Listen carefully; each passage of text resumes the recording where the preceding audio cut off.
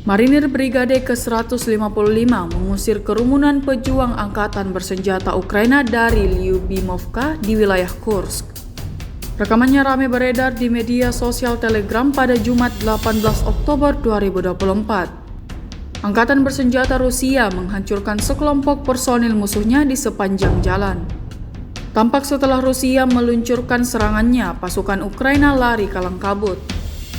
Sebagian dari mereka terkena dampak serangan dan alami luka parah.